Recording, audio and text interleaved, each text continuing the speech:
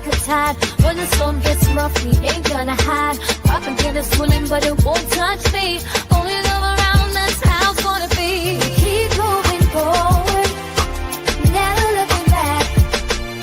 The truth's in the power, it's an unstoppable track.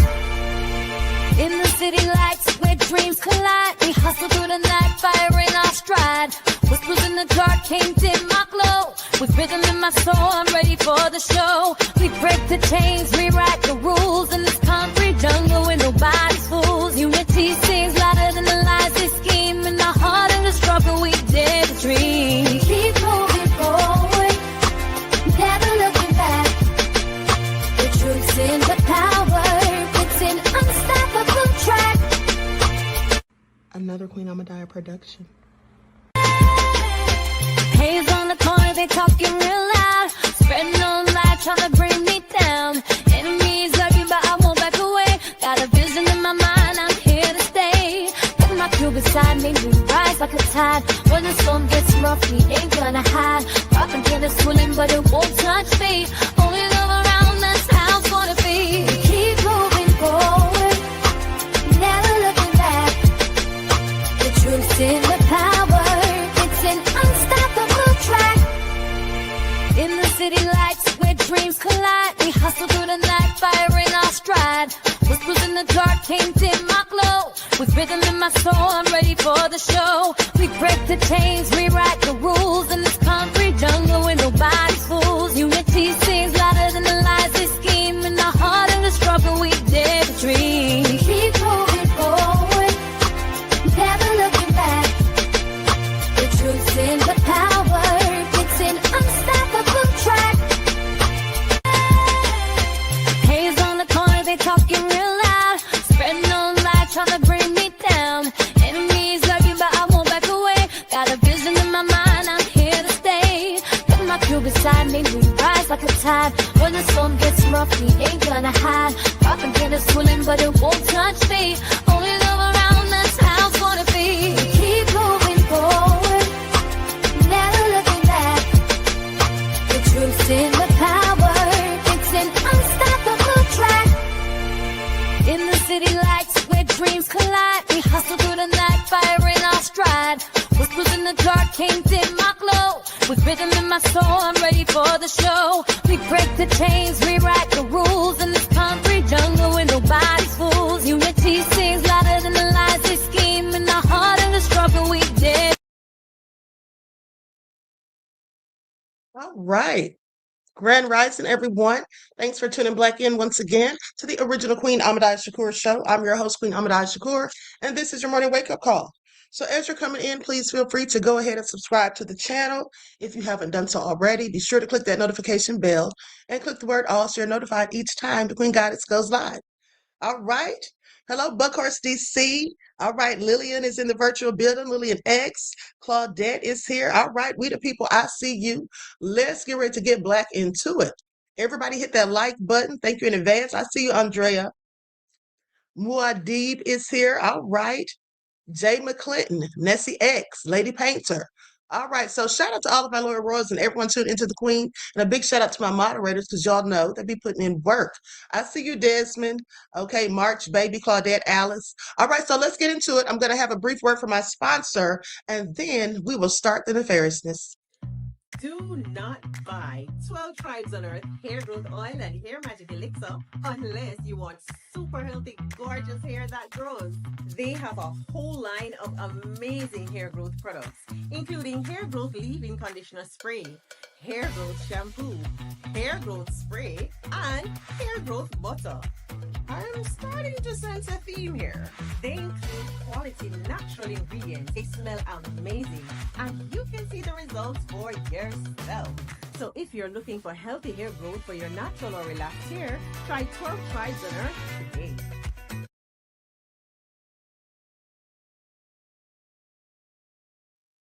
Okay, so with that all being said, don't forget you can purchase 12 Tribes Hair Oil at Etsy.com. Just look for Lisa Crafts. You can also find it at Walmart.com, and she sells beard oil as well. Okay, so now with that all being said, and without further ado, let's talk about this scandal that's going on here. I mean, as if the Epstein files weren't enough alone, right? So Samantha Guthrie, who is a news anchor or co-anchor, her mother has been kidnapped. Okay, her mother's name is Nancy. Now she's been missing, right? And so there was supposedly a ransom note. And then all of a sudden Trump comes out. Now this is what got me so interested in this story, because at first I wasn't really paying it any attention. But then Trump comes out and makes a post about the kidnapping, and then here's what he had to say. He said, I spoke with Savannah Guthrie and let her know that I am directing all federal law enforcement. Now, that's in all caps. Pay attention. All federal law enforcement to be at the family's and local law enforcement's complete disposal immediately. We are deploying all resources to get her mother home safely. The prayers of our nation are with her and her family. God bless and protect Nancy. President Donald J. Trump. So that aroused my suspicion, because I'm thinking, why in the hell is Trump concerned? Why is Trump concerned, so concerned about this lady's mother, that he's getting all of the federal resources? He didn't say some, he said all federal resources will be at her disposal to make sure her mother gets home safely. And I thought that's very interesting. I mean, because imagine all of the people that come up missing or kidnapped or whatever, abducted in the United States, and they barely even get a news, clip about them. But the president is going to put out all resources to help this person. Is this person important? Are they some sort of dignitary? So I immediately said, because we all know that Trump doesn't like the media. He's always talking about fake news this and fake news that, right? So I immediately started thinking, why would he be trying to help somebody in the media so desperately? There's got to be something in it for him, because we all know that Trump doesn't do a darn thing for anyone unless there's something for him. He's always transactional. Okay, that's just the fact from what we all can see. So that all being said, I knew there was a connection, and we're going to get into that connection momentarily. But before we do, let's go to this news report about her mother's vanishing. Okay, because it says investigators return to Nancy Guthrie's home in renewed search. Search for Nancy Guthrie intensifies. Okay, so let's get into it. And also, by the way, Trump did an interview. We're going to review that also.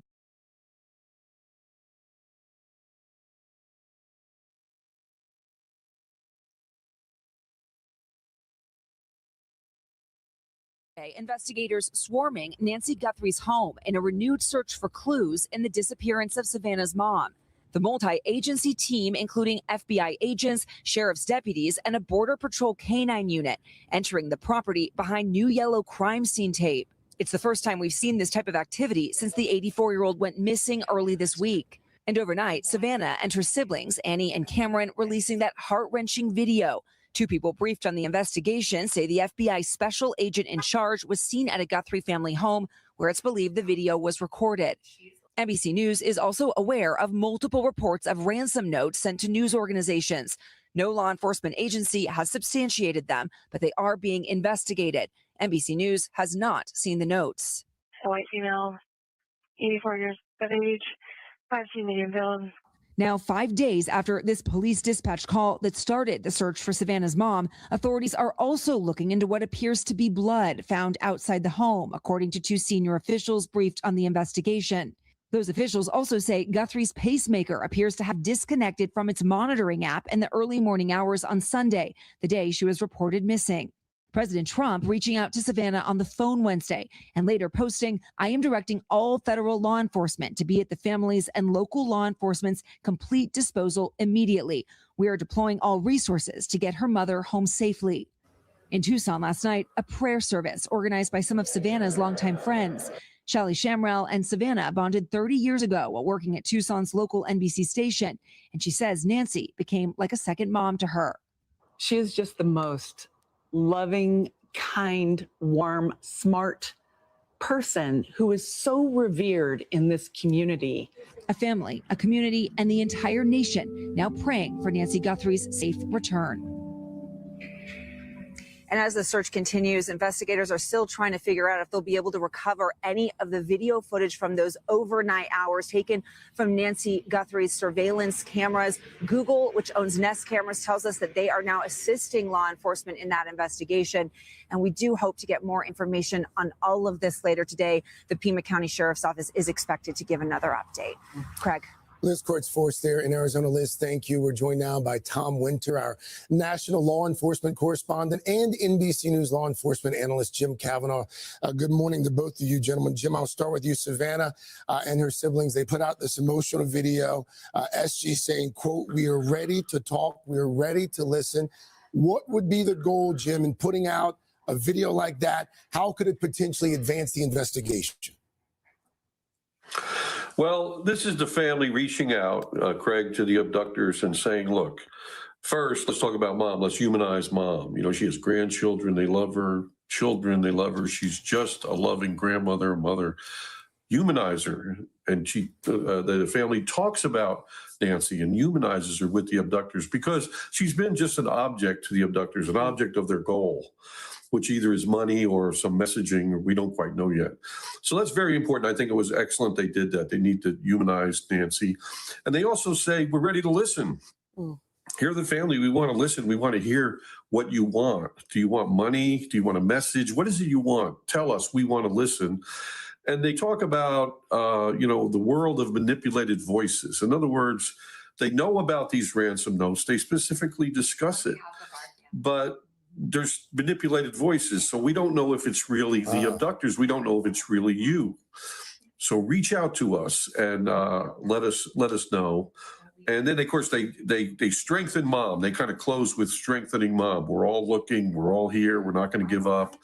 So there's a lot of messaging there from the family. It's very, very good. Jim. The abductors, Craig, just to close, they went to a lot of effort to break in, to assault Nancy, to take her away, to hide her out. They went to a whole lot of effort. And now they have to close their circle for their goal, and that is they have to communicate.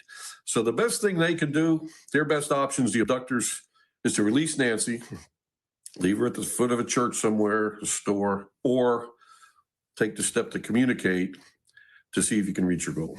Jim, really quickly, does the family putting out that video, does that then confirm the authenticity of the ransom note or ransom notes?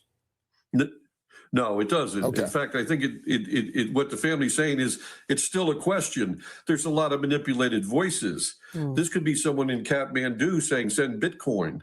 We don't know who that is. Okay. In other words, the kidnappers took a lot of risk to do this. They're going to have to take an additional step to communicate if they want to reach their goal.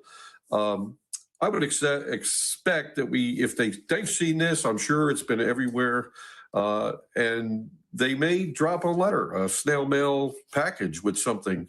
And once they can make the connection and there's some proof that they are the abductors, a piece of jewelry from Nancy, some hair, a picture, a video, then the communication can happen where they try to reach their goals, whatever that is. We don't even know, but that's what's going to happen. That's what should happen, or we want to happen, either the communication or release her. Yeah. If your crime has not worked, release her. I think, just to close, I think they got too big too fast. They took Nancy, whether they knew it was Savannah's mom or not, or they just thought it was a wealthy person, or they knew it was Savannah's mom. This thing got real big real fast. And so their concern now is the communication. Yeah. You know, we're concerned about, we're apprehensive about doing it. And that's their decision right now. They got to either do it or release Nancy. That's their two best options. All right, Tom, let me bring you in here. Authorities are holding this press conference a little later this afternoon. What are we expecting to hear? And also, what are investigators focusing on right now? Yeah, I would like to get two key things here today. The first is any new fact from the investigation that doesn't compromise it, whether it's a detail of what happened that night or, hey, we've had people calling in about this. We would like to know more about that, whatever that is that they're looking for. Perhaps an image, even if it's the most grainy image of a car that was leaving there. You look at a map, we have a map of generally of Nancy Mom's house in that neighborhood. There are intersections all over this area. We've got a highway there in green. We've got even a larger map. We're going to show you the interstates in the broader area of the Tucson. You're looking there at a key interstate that goes through there. All those major intersections, there are automated license plate readers. People hear license plate readers say, well, they're looking for a license plate. They need a specific detail. No.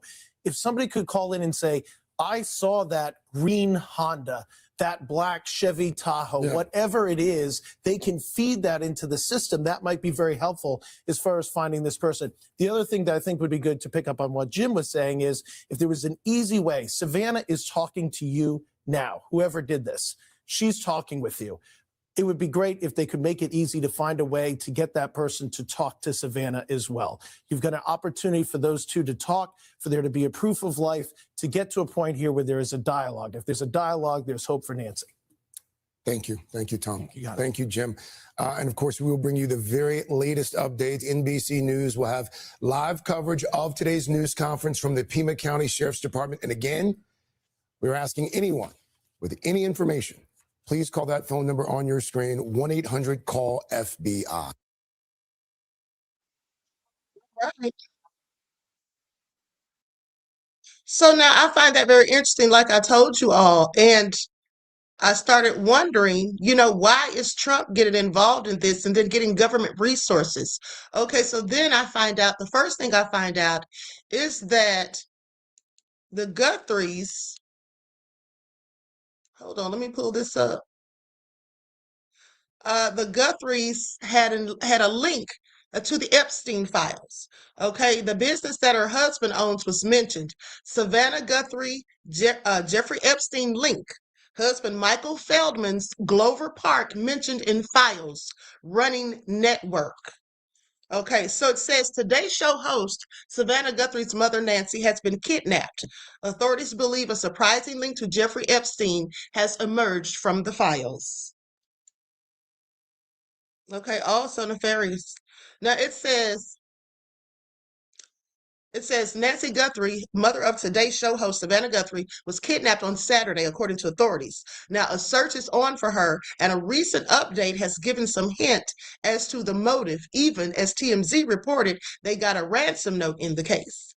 Now, the incident comes amid the Justice Department releasing files related to late convicted child sex offender Jeffrey Epstein. When news of Nancy's disappearance broke, it also put the spotlight on Savannah and her personal life. Now, as an old interview with her and Trump resurfaced, and wait till y'all hear about that. Okay, one person asked if she was the woman who had pushed for the release of the Epstein files. Now, while this was not the case, Guthrie had interviewed Epstein accusers for NBC News. Now, a document from the latest tranche has drawn another interesting connection between Guthrie and Epstein. Now, while Guthrie or her actions might not be directly linked to Epstein, there is a connection by the way of her husband's work. So Guthrie's married to Michael Feldman, who helped found the Glover Park Group in 2001. Now, this all basically had to do with Bill Clinton, okay, because he actually worked for Bill Clinton. Now, I want y'all to pay attention. Now, the public affairs firm is based out of D.C., and during his time, Feldman helped the likes of Bill Clinton and Al Gore. Now, the Glover Park Group is mentioned in the documents linked to Epstein.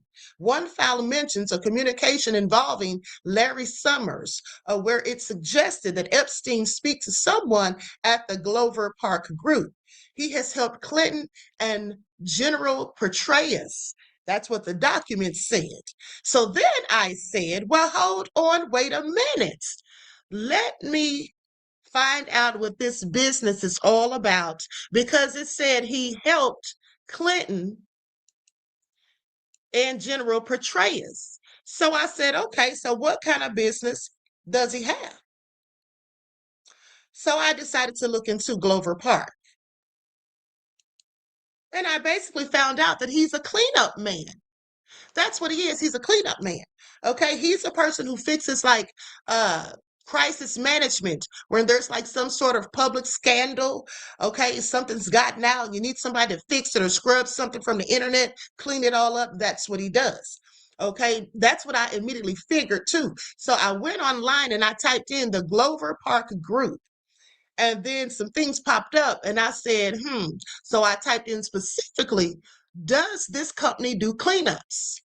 And here's what it said. Hold on, I'm going to share my screen. Likes up, everyone. Please don't forget to like and share. Thank you in advance.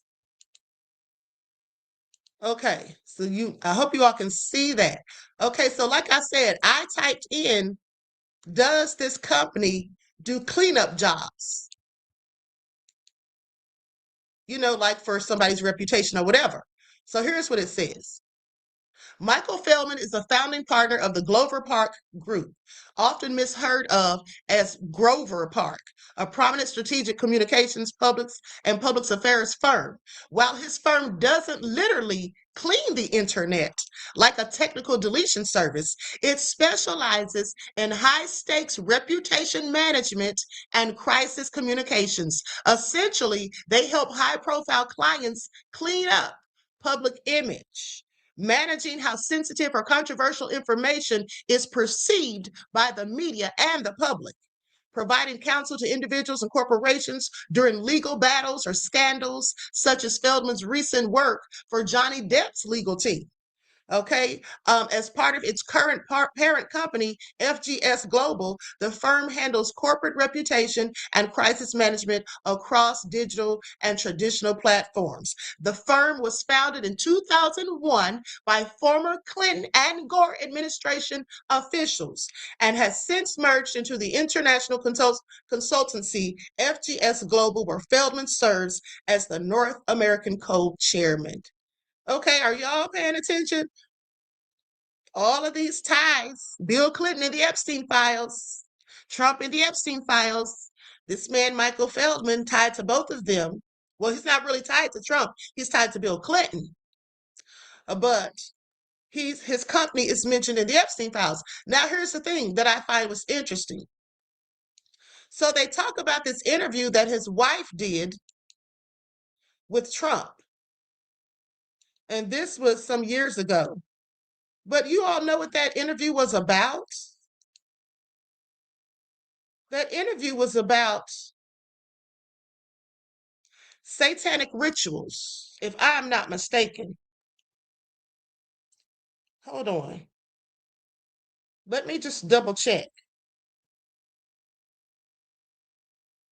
I'm pretty sure that's what that interview was about. I didn't see it, but I remember hearing something about it. Hold on.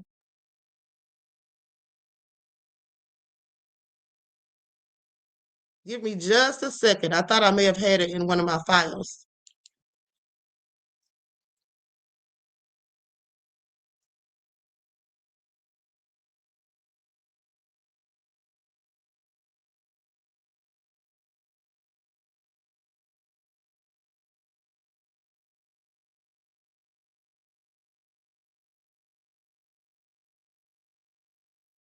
Okay, here it is. Here it is right here. Hold on.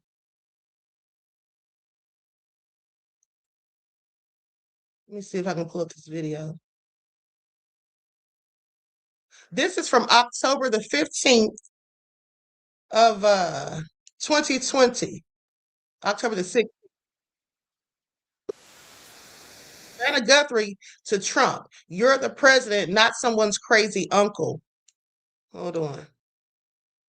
Let me make sure this is the right one.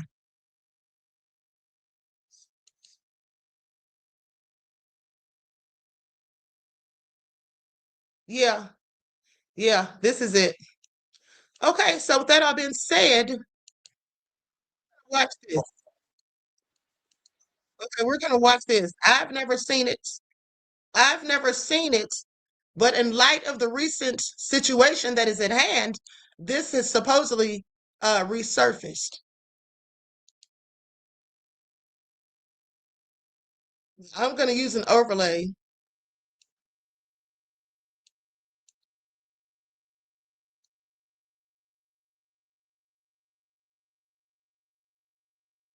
by Democrats, not run by Republican Republicans. Senator Ben Sass said, quote, QAnon is nuts and real leaders call conspiracy theories. Just this week, you retweeted to your 87 million followers a conspiracy theory that Joe Biden orchestrated to have SEAL Team 6, the Navy SEAL Team 6, killed to cover up the fake death of bin Laden. Now, why would you send a lie like that to your followers? You retweeted That was a retweet. That was an opinion of somebody, and that was a retweet.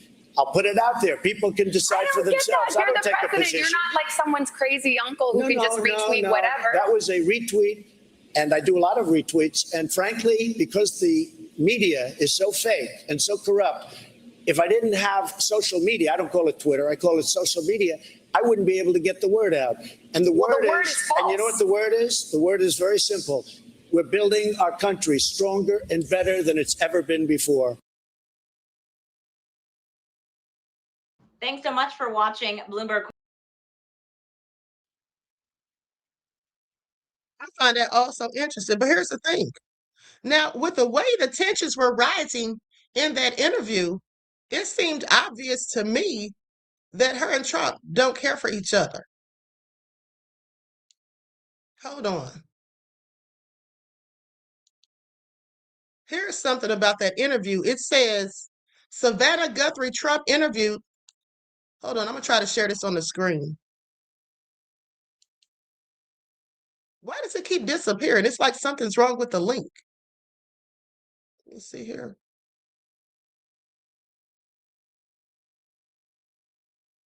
Okay, I'm going to share my screen so y'all can see this.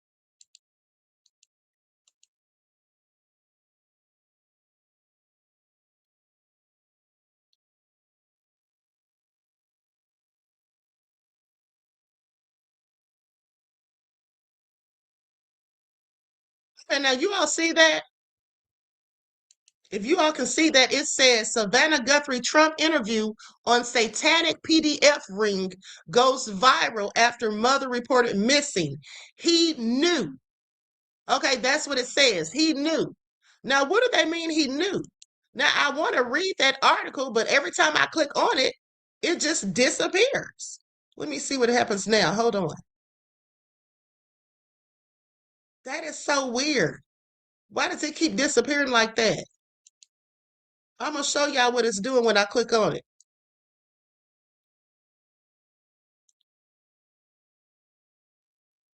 Y'all see that? That's what happens when I click on the article. I wonder why it's doing that. Hold on. Let me see something real quick.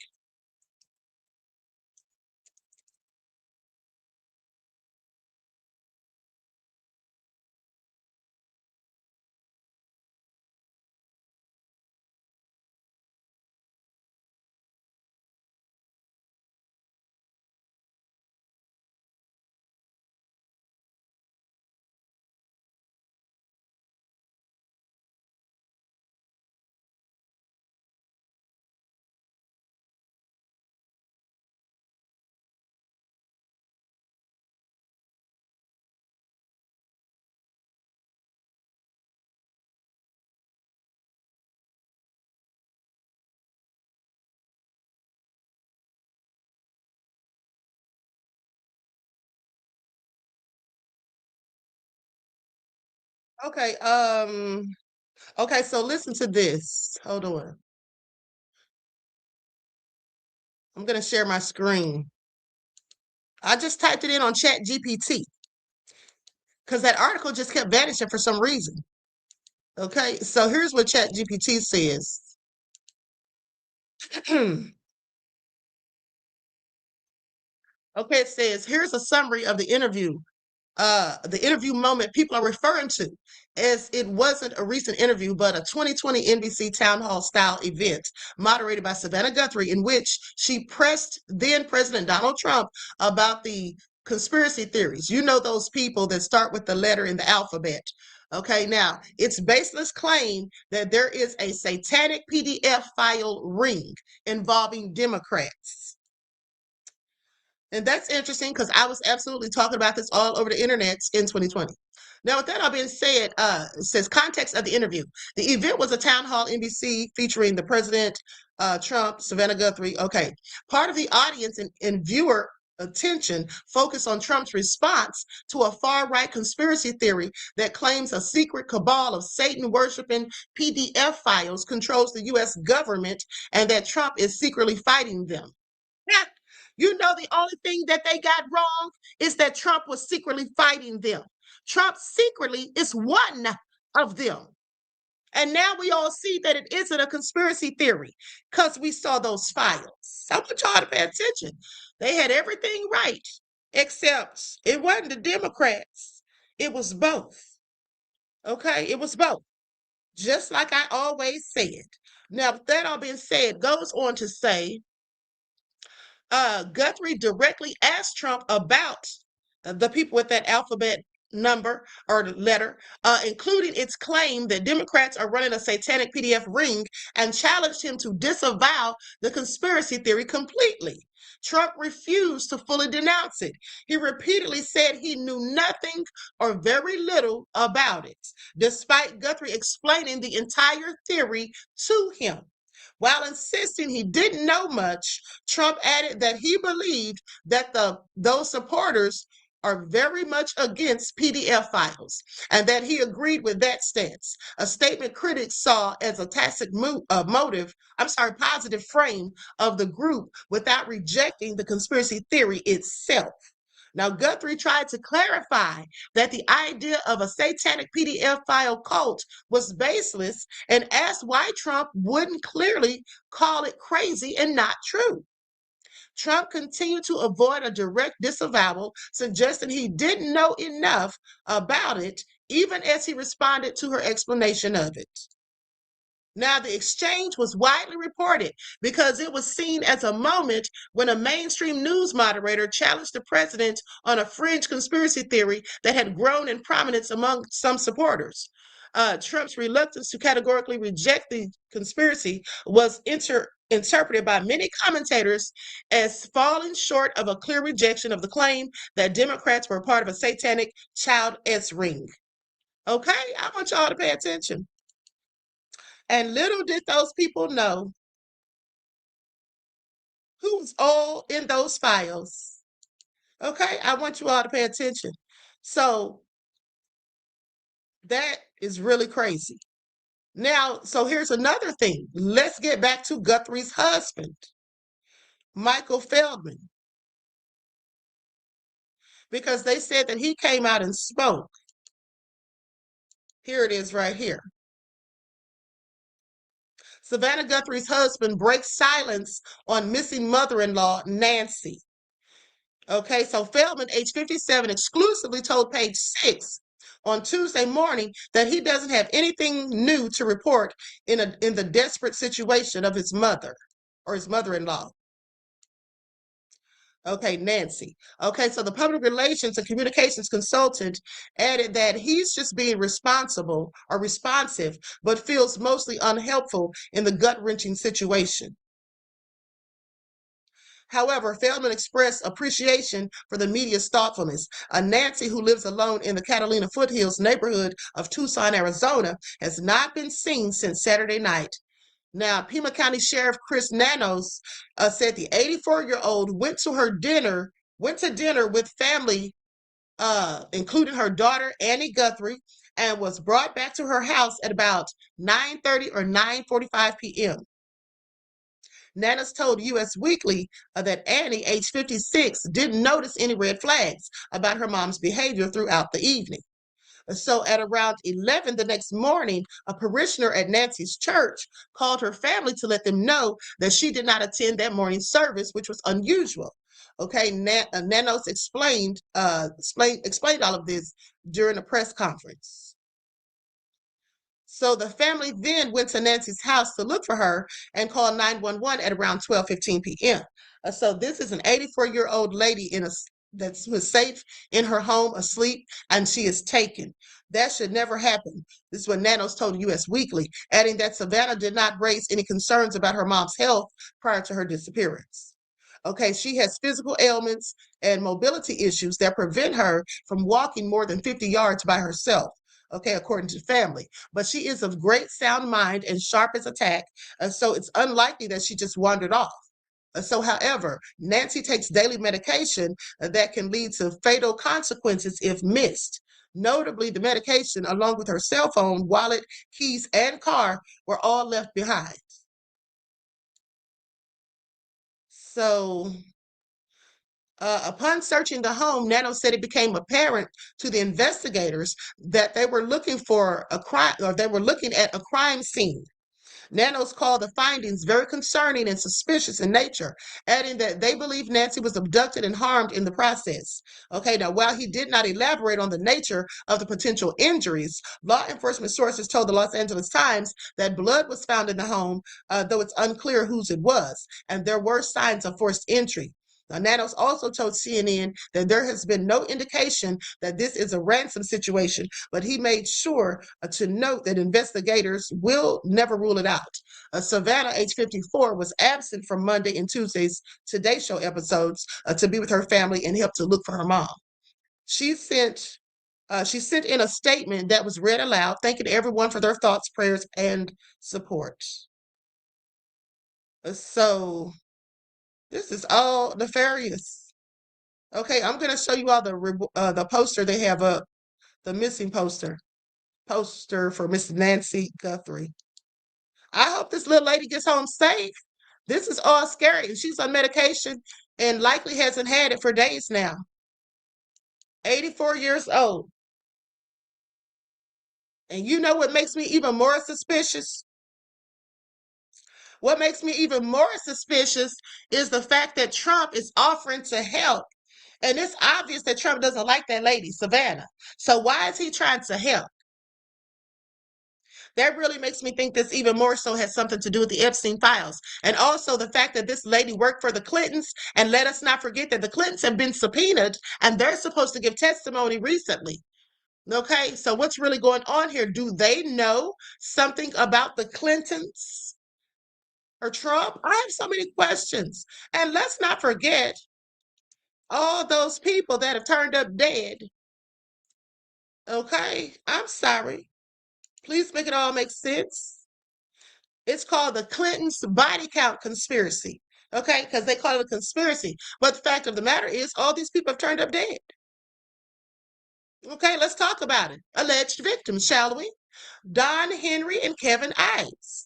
Okay, Don Henry and Kevin Ives, two Arkansas teenagers who were killed and their bodies placed on railroad tracks around August 23rd of 1987. And at the time, the boys' deaths were controversially ruled accidental. But after Kevin Ives, after his body was exhumed and a second autopsy performed, the original examiner's ruling was overruled, and the cause of the death for Kevin Ives and Don Henry was changed from accidental to homicide. Conspiracy theories, as well as Linda Ives, a conspiracy theorist, as well as Linda Ives, the mother of Kevin Ives, they felt the boys came upon a rug drop from an airplane similar to Barry Seals' operations near Mena and were then murdered. It was alleged in the Clinton Chronicles that during Bill Clinton's tenure as the governor of Arkansas, he profited from rug smuggling at the Mena airport and covered up the circumstances surrounding the deaths of the boys. Now, I remember that. I remember reading about that when I was in college.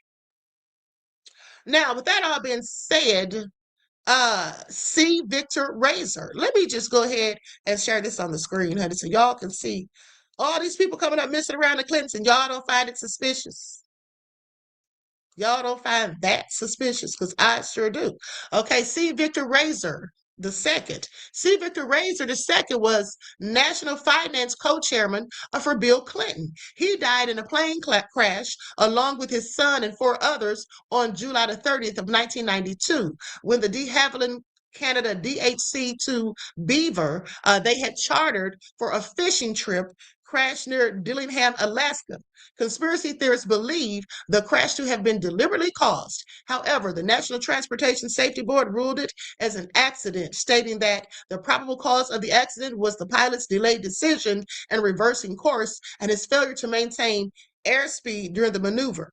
Factors related to the accident were mountainous terrain and a low ceiling. You know, I'm going to tell y'all like this. I don't know if that was really an accident or not. But what I will say is an experienced pilot, they would know how to maneuver and what amount of speed to use, okay, when they're reversing course and turning around. Okay, I'm just saying. Not to say that he didn't do it, but I'm just saying they would know, or they should know at least. Now, with that all being said, Ian Spiro. Okay, Ian Stewart Spiro was a commodities broker who shot his family dead in their home and then was found in his car having committed, you know what, self-deletion by cyanide poisoning. Now, the case was officially declared a murder self-deletion case at the hands of Spiro due to financial troubles. When he was revealed to be an American and British intelligence liaison, numerous conspiracy theories came out surrounding the family's deaths, including involving the Clintons. Okay, now Mary Mahoney. Mary Mahoney was a former White House intern. I'm not going to go through all of these, honey. It's probably too many. How many deaths do they have to do with? Look at all this. Y'all see all of this? I would have been reading for days. All I'm saying is they have a huge body count, allegedly. Y'all see that? And then here's the thing. Now, there was a time when their spokesperson was asked about, you know, these deaths or whatever, and what people were saying. And if I'm not mistaken, they basically said something like, you know, it could be people that I can't remember exactly how they put it, but it sounded suspicious. If I recall, they said something. I'm saying alleged because I'm not sure I remember exactly. But they basically said something like, they basically said something along the lines of, well, if people, you that know the Clintons are doing things like that, that wouldn't have anything to do with the Clintons. Basically, they said something similar to that. Okay, and I'm like, say what? This all sounds like they had something to do with it. Okay, it's all I'm saying. And so anyway, I just find it all crazy.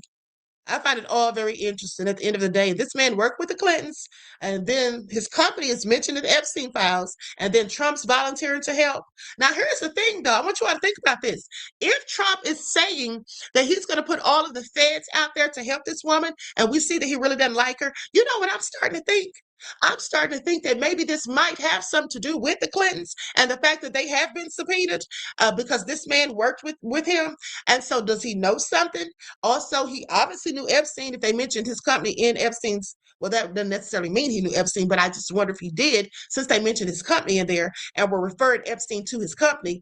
Now, with that all being said, we know that Trump is trying to put everything on Bill Clinton. He's the one that started bringing up Bill Clinton's name once everybody kept, wouldn't let the Epstein thing die down. So is Trump thinking too that the Clintons had something to do with this lady's kidnapping? And that's why he's so willing to allocate resources to help? Because we know he doesn't give a darn about anybody, like I said. There's got to be something in it for him. And it's usually something nefarious. What if this is his way of getting Bill Clinton caught up? What if that's what he's hoping for? This is all so juicy. Don't y'all think? This is all juicy, but what I will say is this. This is what I want you all to remember, beloveds. Hold on. I want y'all to remember these words if you don't remember anything else.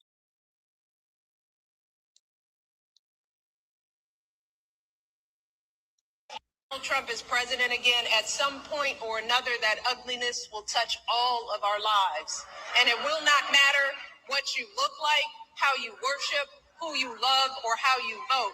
If you don't make 6 or 8 or 12 figures, if you're not famous, if you criticize or disagree with him in any way, if he doesn't view you as his equal or relevant to his ambitions, I promise you, he will not think about you when he gets into the Oval Office. Donald Trump is president again, at some point or another, that ugliness will touch all of our lives. I absolutely agree. I absolutely agree. Okay, Trump is nefarious. Now, with that all being said, let's continue. And Terry Lee King says, The patients are running the asylum. I love you, Queen. And I love you, right, Black beloved. And yes, you're right. They absolutely are. The patients absolutely are running the asylum. Okay? Now, with that all being said,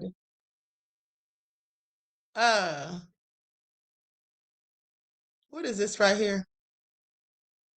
Oh, yeah, Donald Trump is a lunatic. This was someone posted. Donald Trump is a lunatic because his masked goons murdered 2 people in Minnesota, and he basically implied they deserved it. But now he's pretending that his heart is working, and he supposedly cares about Savannah's mom that's missing. Yeah, okay. Exactly. Like nobody's falling for it.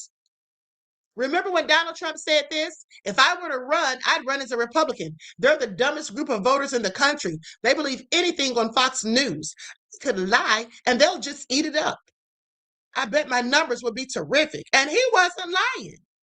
Okay, he wasn't lying. I want y'all to pay attention. All nefarious. Okay, but now let's continue because there's more news. There's more news to get into. So let's talk about it. Mark Zuckerberg. Okay, do y'all know? I want y'all to really think about this. Okay, I want y'all to really think about this. Now, all of these tech billionaires and all of these millionaires and all of these billionaires and tech billionaires specifically as well, hanging out with Epstein. You have Peter Thiel, okay? You have Jeff Bezos. You have Mark Zuckerberg. All of these people hanging out with Epstein. And now only thing they can say is, oh, I hate I ever was friends with him. I hate I ever knew him. Yeah, right. You hate that you got caught.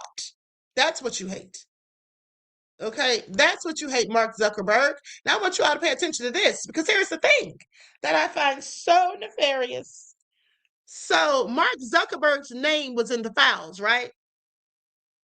Newly released Justice Department files reveal that Jeffrey Epstein described a 2015 dinner with Meta CEO Mark Zuckerberg and several prominent technology executives as wild. Okay, according to the emails included in the documents, the attendees reportedly included Elon Musk, Peter Thiel, and Reid Hoffman, highlighting the connections between Epstein and leading figures in the tech industry. Okay, so yeah, they had a dinner and he said it was wild. Now think about that. When people sit down to eat food, what gets wild about it? Oh, that's right. When you have a bunch of freaks and perverts and people who engage in certain things that we shan't mention, well, you might have some spirit cooking going on. Okay, you might be eating some walnut pasta. Okay, if you catch what I'm saying, because if you were doing either of the two, well, that would absolutely be a wild dinner, wouldn't you say? But here's what I also thought was interesting. So right after these files come out and implicates Zuckerberg as having been around Epstein, guess what? Meta gives $65 million to 2 super PACs, okay, to elect California state candidates, regardless of party, whom it views as supportive of the AI and tech industry. Well, isn't that special? Isn't that special? Sounds like a bribe.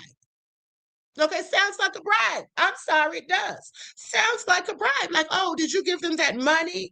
And so that if anything sketchy comes out, they'll leave you out of it, perhaps? Okay, I just have so many questions. What do y'all think? This is all crazy. Anyway, let's continue because the next point of business I want to talk about is Tillis. Tillis goes in on Trump and his administration. And this is what he had to say about old bald head, ugly turtle face Stephen Miller. Okay, with his ugly arse. All right. He's beyond attractive deficient. He's just plain old ugly. All right, please pay attention. President's called to nationalize elections. Actually, it has its roots with Stephen Miller, none other.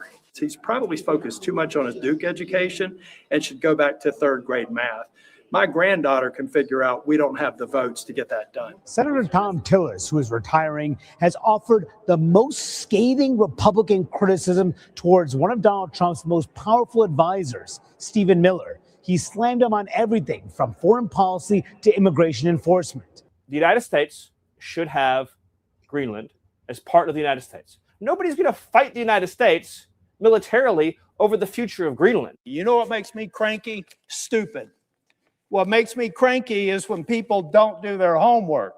What makes me cranky is when we tarnish the extraordinary execution of a mission I fully support in Venezuela by turning around and making insane comments about how it is our right to have territory owned by the Kingdom of Denmark. Folks, amateur hour is over. Either Stephen Miller needs to get into a lane where he knows what he's talking about or get out of his job. Stephen Miller never fails to live up to my expectations of incompetence. Why do you think he should be fired?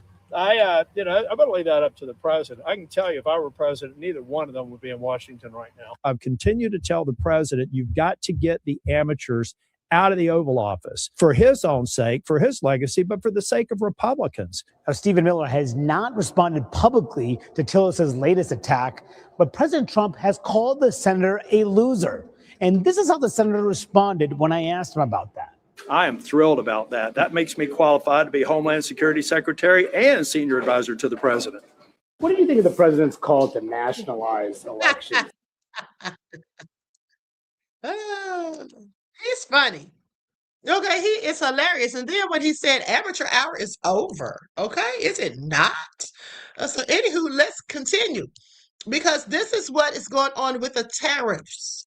Okay, this is what's going on with the tariffs. Now, I know we're talking about the Epstein files, but we have to keep our eyes focused on everything Trump's doing. And here's the thing. I want you all to pay attention, beloveds, because here's what I figured out. Okay, so Trump is in such a bad predicament at this point because here's the thing. Now, he was so desperately trying to get us, distracted from the Epstein files that he was doing everything in his power, right? He was doing literally everything that he could. I mean, he started the whole thing with accusing people of being rug smugglers and having airstrikes. And then he goes over there and has them to kidnap the president and his wife. Okay, and then he takes up all the oil. Okay, then he starts beef with Iran. He's doing all of this crazy stuff. Then he sends ICE out into the streets. He does all of these things. I want you to pay attention. Every bit of it, he did it to distract us from the Epstein files. But then, sadly for him, the Epstein files didn't go anywhere. That conversation was still being had. So here's what happened. After he used all of those instances to distract us from the Epstein files, which didn't work, then 2 people get killed during the ICE protest in Minnesota. So after these 2 people get killed and they start catching heat, Stephen Miller even comes out and has to say, because of all the backlash, he has to just finally come out and say, okay, maybe they didn't follow protocol. So then they say, okay, now we got to walk it back. Okay, we're looking real bad out here in these streets. So then they pull out Bovino and send in Holman. And now they're saying that they're pulling out 700 troops. So they say 700 troops are leaving Minneapolis. Okay, that's what they're now saying. So I find that all very interesting, don't you? Because that just should let us know that Trump is concerned. But here's the thing. Now that all the heat came from ICE, Trump was probably like, okay, just put out the Epstein files. So it's so funny because he was trying to stray us away from the Epstein files by putting ICE on the streets. But then when the whole thing with ICE on the streets came to so much backlash and people ended up getting shot in the face and all of that, okay, shot 10 times and all of that, okay, for no good reasons. And then it came out that they were absolutely lying after they depicted these people as domestic terrorists and thugs and all of that. So now we got to get the people from talking about this. Just go ahead and put out the darn files. So they put out the files quickly, and they put them out so quickly that they accidentally put out some of the files about Trump that they didn't want put out or that Trump didn't want put out. And they went back to remove them from the site, but too late. Journalists had already gotten them. And so now we've got them. Okay, that's what it is. And I want you all to pay attention. Okay, Trump is on a spiral right now. Okay, but let's continue. Why baby products that are required by law are not exempt from Trump's tariffs? Again, Congressman or Congresswoman, it is a matrix, and many of these products, unfortunately, are made in China, and Mr. Secretary, reclaiming my time. everything that goes to It's an unacceptable answer. You've had 9 months. You told me it was under consideration. You've had 9 months to think about it. And while you've been thinking about it, working families have been struggling. When it is required by law that they have many of these essential baby costs. Your report from the Department of Treasury refers to them, car seats, as essential safety tools. So if you can acknowledge that, this is. I will acknowledge the gas to run the car. Well, listen, is at a 5-year low. You've included asbestos in your exemptions. So you're telling me you can do asbestos and not baby products. Excuse me, it's my time. I think you would want Mr. children to be safe in their homes. Mr. Secretary, parents with newborns don't want to hear your excuses. They need to keep their babies safe. They want to comply with the law, and they need action to lower costs, period. So will you exempt baby products from tariffs, yes or no? Again, we will Yes look or into no? it. Mr. Secretary, respectfully. We will look at. Mr. Secretary, respectfully. Congresswoman, Yes I do or not. I am the no? Treasury Secretary. I am not the USTR. Reclaiming my I time. am not the President of the United States. Reclaiming my time. So you're asking the wrong Well, person. I'll take a And- commitment. it's Mr. the Secretary, gentle- you are it's the taking gentlelady's my time. job. And Claiming my time, Mr. This is Secretary. Financial Stability Oversight Council. Mr. Secretary, then I ask for your advocacy then. Because a no or a non-answer is unacceptable to the working families you claim to care so much about. Moving on, moving on, moving on, moving on.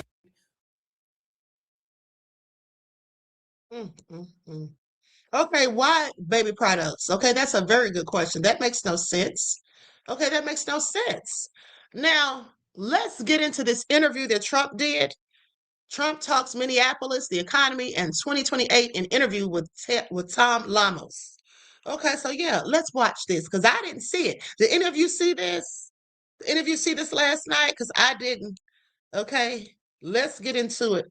Likes up, everyone. Please don't forget to like and share. And let me just tell you all something. Did y'all notice how he said congresswoman? That was clearly shade. That was clearly shade. I caught that. Okay, I caught that. He said that because she's bald headed, honey. Please pay attention. All right, talk about congressman. Honey, these devils think they are so slick. They love to insult black people. And you know what I would have said if I had been her? I would have said, Neanderthal, congressman. Miss me with it. Okay, because I'm going to give you the same energy right back every time. Are you serious?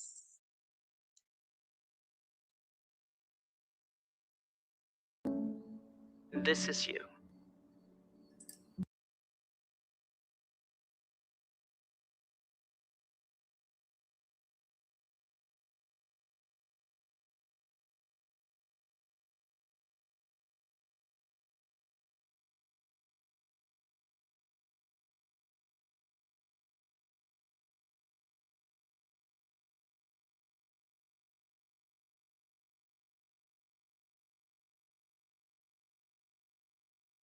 Today, that big change on immigration, 700 officers leaving Minneapolis. Did that come from you? Yes, it did. But it didn't come from me because I just wanted to do it. We are waiting for them to release prisoners, give us the murderers that they're holding, and all of the bad people, drug dealers, all of the bad people. We allowed in our country, I say 25 million people with an open border policy for 4 years under Biden and that group, the auto pen group, I call them. We allowed to come into our country people the likes of which no country would accept. And we're getting them out. But we've gotten a lot of them out. So crime now in Minnesota, crime now in Minneapolis is down. Crime in all cities is down. And you know why it's down? It's down because of us. It's down in Chicago by 25%, despite the fact that we are always dealing with these people, and they happen to be Democrats that don't know anything about crime prevention. Mr. President, speaking of Minneapolis, what did you learn? I learned that maybe we can use a little bit of a softer touch, but you still have to be tough. These are criminals. We're dealing with really hard criminals. But look, I've called the people. I've called the governor. I've called the mayor, spoke to them, had great conversations with them. And then I see them ranting and raving out there. literally as though a call wasn't made. We've done a great job everywhere. After the shooting of Renee Good, you said ICE made some mistakes. What were the mistakes? Well, look, I'm not happy with the two incidents. It's not, it's both of them, not one or the other. He was not an angel, and she was not an angel. You look at some tapes from back, but still, I'm not happy with what happened there. Nobody could be happy, and ICE wasn't happy either.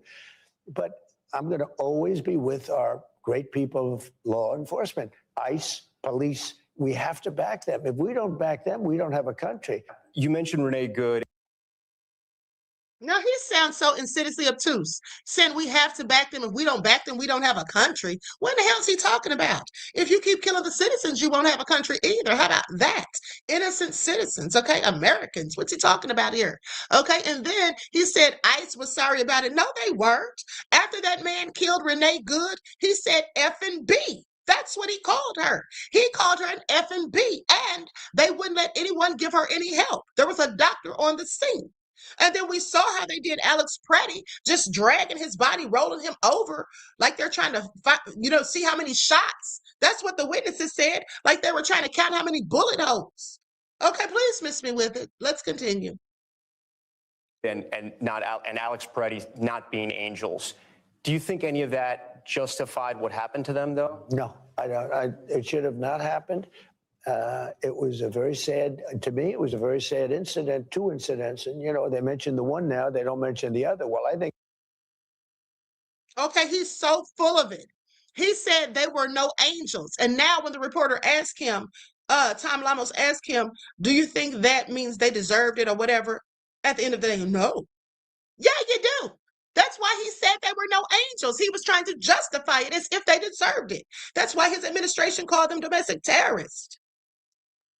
Let's continue. They were both sad. And who feels worse about it than anybody? The people of ICE.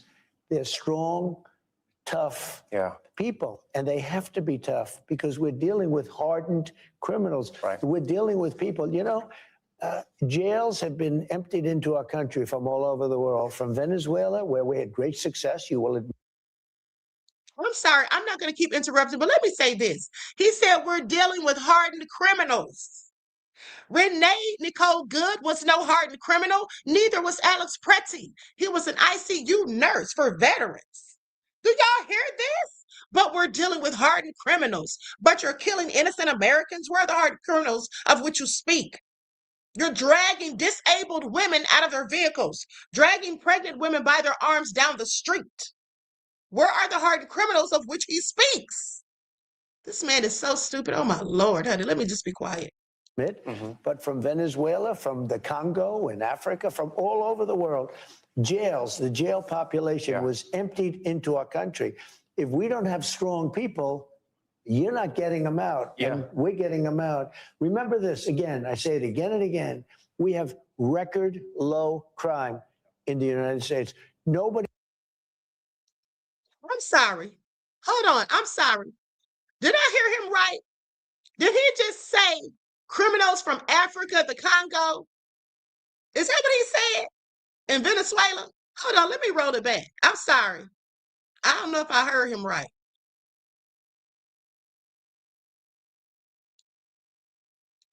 You're not getting them out, and we're getting them out. Remember this, again, I say it again and again, we have record low crime in the United States.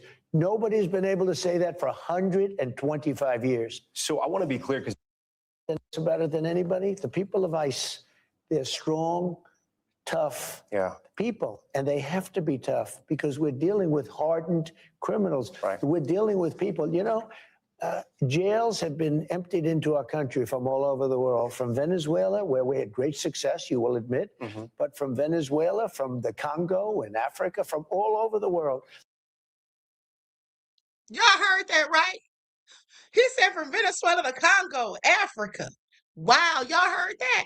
Now, what's ironic about all of this is his father was a criminal who fled Germany, after owning brothels and selling rugs, allegedly. Came to the United States, and that makes him an immigrant as well. Okay? I want y'all to pay attention. And then, yeah, he said all over the world, but that's all he named was the black and brown folk. Okay. There's no criminals coming here from Sweden and Norway. Okay. Poland, maybe. Jails, the jail population was emptied into our country. If we don't have strong people, you're not getting them out. And we're getting them out. Remember this again, I say it again and again. We have record low crime in the United States. Nobody's been able to say that for 125 years. So I want to be clear because it sounds like there is a shift in immigration enforcement here, that there's going to be a shift after many. Wait a minute.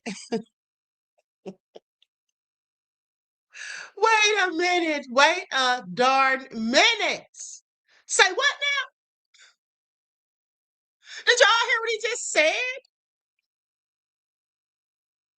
Did this idiot just say that we have record low crime in the United States and no one has been able to say that in 125 years? In 125 years? Did he mean to say days? Because clearly, 125 years. First of all, how would he know that? How would he know that? Okay, I'm about to look it up. Minneapolis. What should Americans expect going forward? Well, one thing I say to my people, you know, we do a good job, we don't get credit for it. I say they have to ask and they have to say please. When a city is Who going has to ask and who has the to say mayor please? or the governor, I don't want to go and force ourselves into a city, even if their numbers are terrible. Joe Rogan was one of your biggest endorsers in 2024. He said he understood the president's sort of plan to deport people here who are here illegally, but he also understands why critics compare ICE officers to the Gestapo asking people for their papers. What's your response to him? Well, look, first of all, he's a great guy. We had a tremendous success before the election. I think it was his biggest interview ever, and over 300 million people. It was very good. She didn't want to do it. You know, she decided not to do it because she's not capable. But I spoke to him 3 days ago. We had a great conversation. And all I'm doing, I have to keep. Did he mention this to you? Did you guys talk about this, the ICE enforcement? Yeah. Just had a good conversation. I think he's a great guy, and I think he likes me too. Yeah. And, you know, liking me isn't important. What happens is that I think we do a phenomenal job, but I don't think we're good at public relations. What does that mean? You've said that a couple times now. What do you mean by that? We don't sell the great job that we're doing. Okay, let's talk about the midterms. You've recently suggested nationalizing elections. What do you mean by that? And I didn't say national, I said there are some areas in our country that are extremely corrupt. They have very corrupt elections. Take a look at Detroit. Take a look at Philadelphia. Take a look at Atlanta.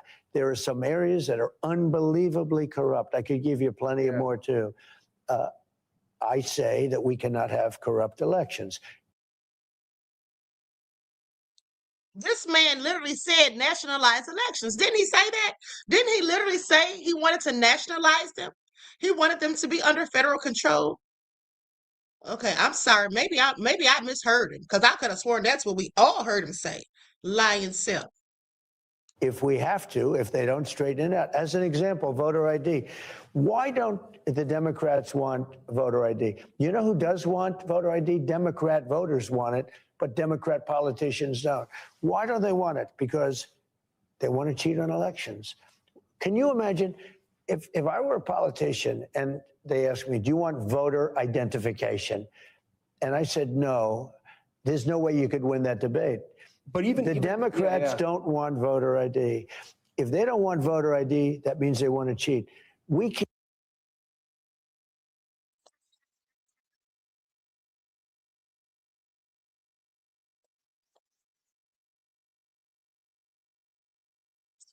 A fool.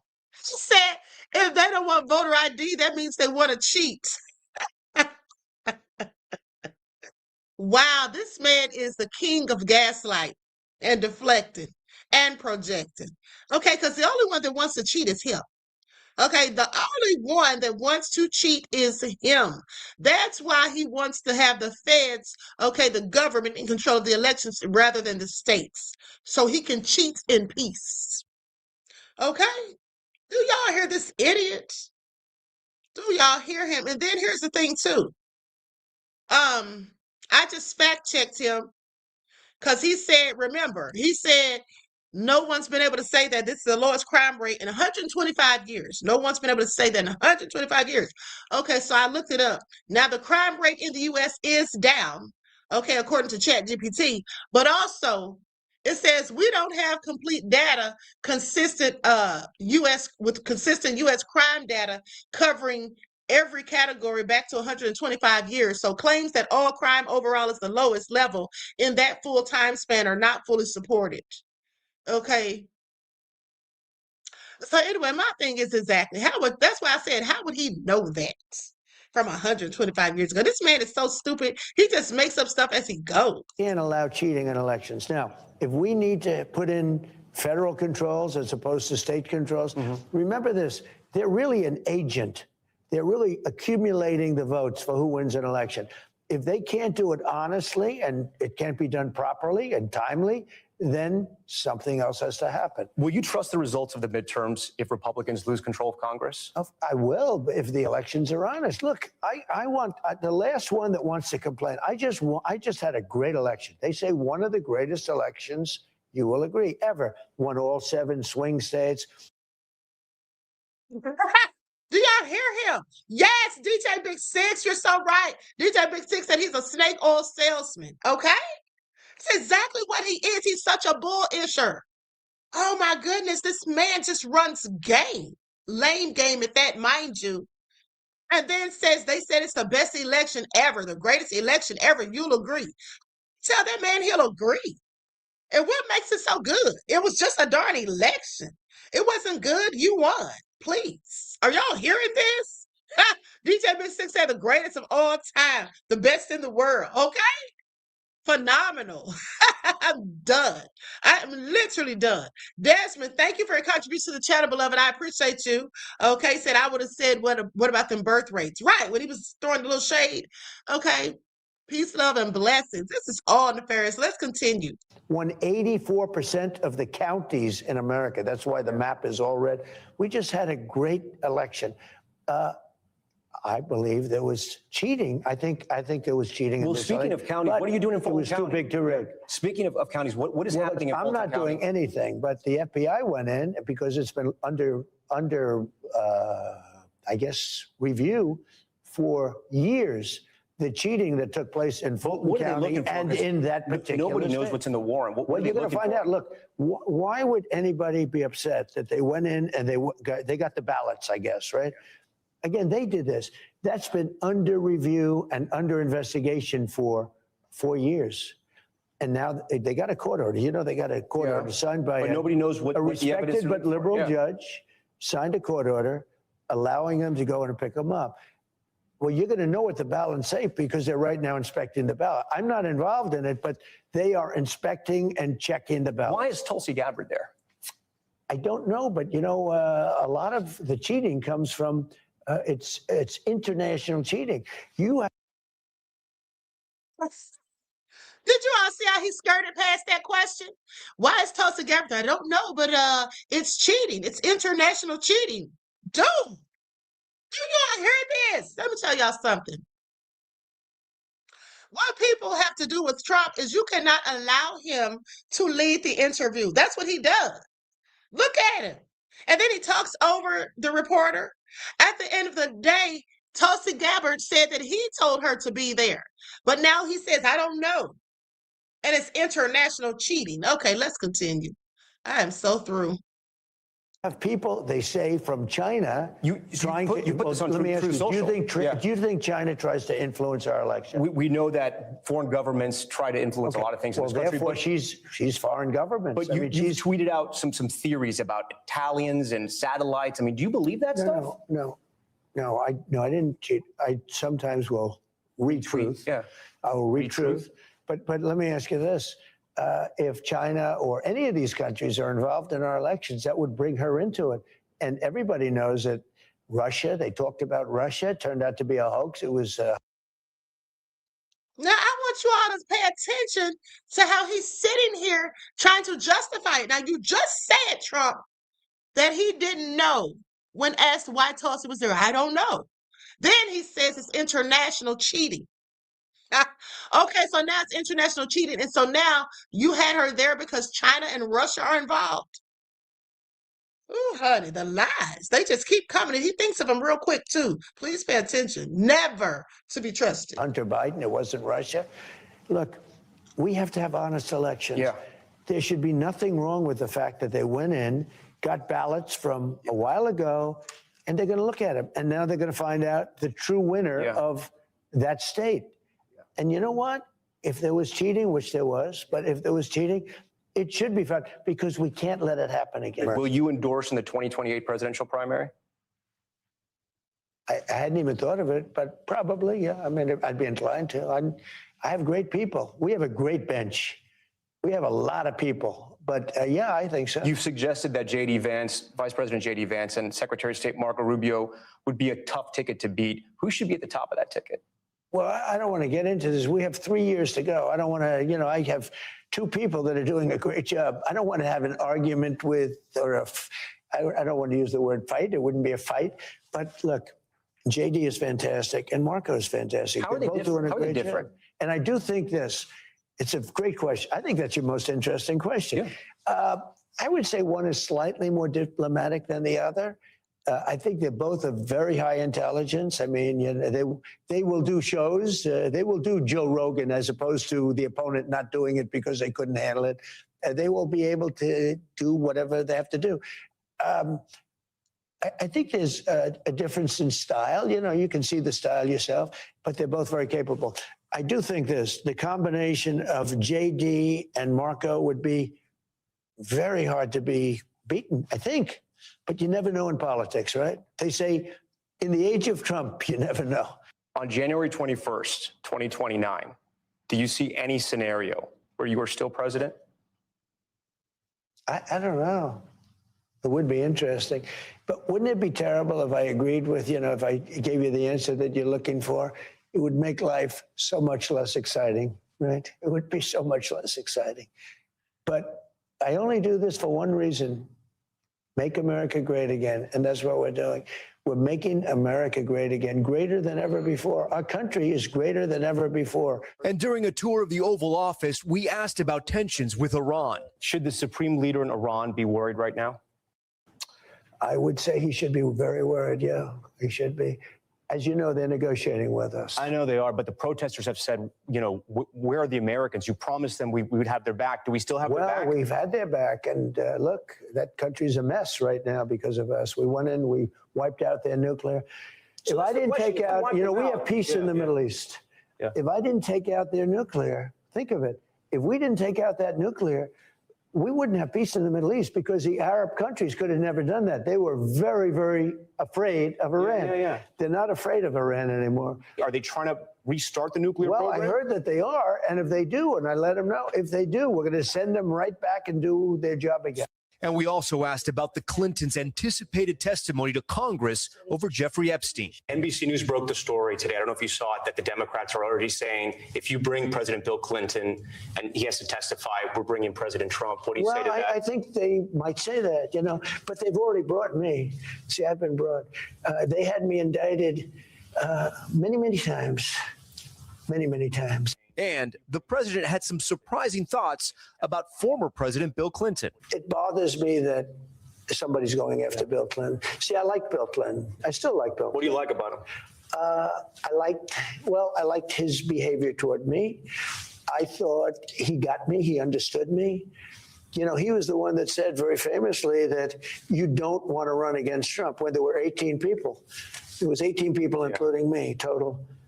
And he kept telling them, you don't want to run against Trump. Run against anyone. Don't run against Trump. And Hillary sort of laughed at him. He said, Hillary, you know it, and I know, don't run against Trump. Yeah. And they ran against Trump. It didn't work out too well, did it? Thank you very much. Thank you, Mr. President. We thank you for your time. Thank you. Tonight, Okay. Hold on, beloveds. Hold on. That was Savannah Guthrie. Okay, I'm going to put that back on the screen because they said she did an emotional video. Hold on just a second. Let me see what's going on here.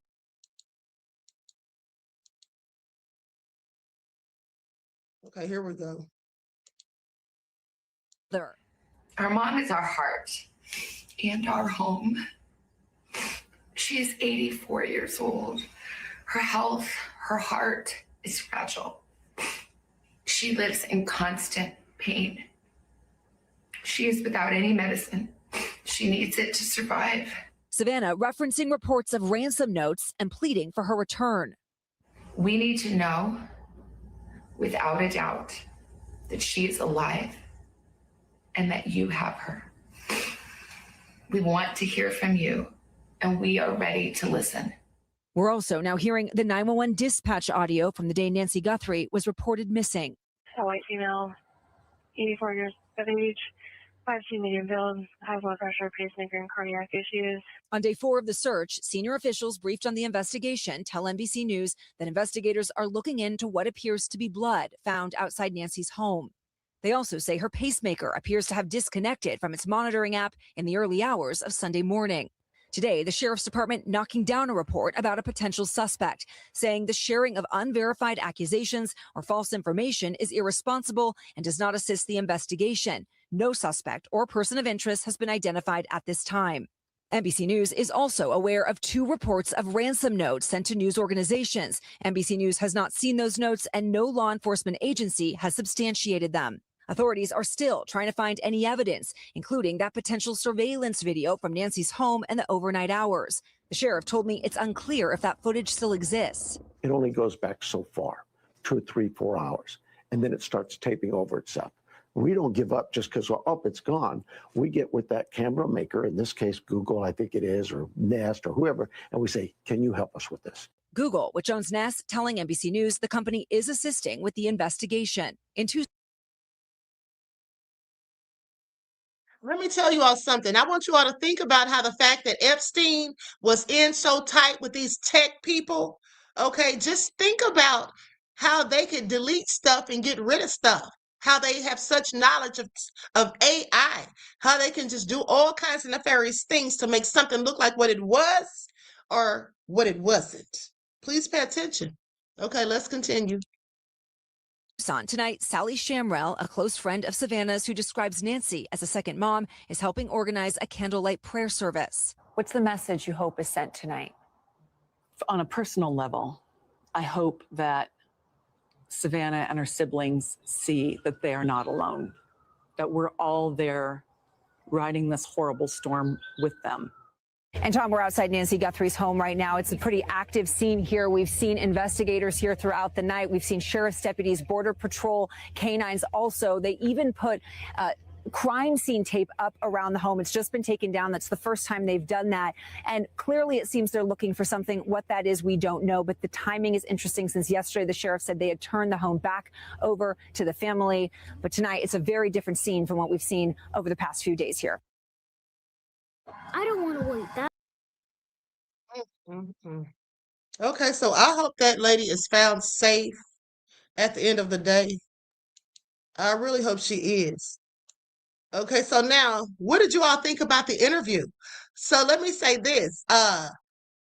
Borellis Loon says Trump is also in strong mental decline, allegedly. Yes, I have talked about that. I absolutely agree, beloved. I think it's dementia. And like I said, I think he's taking the medicine Lakimba. Okay, but Borellis also said the reporter handled him well. Got to give him just enough space to say something stupid, but also keep the interview moving. Well done. Now, I have to agree on that. Absolutely.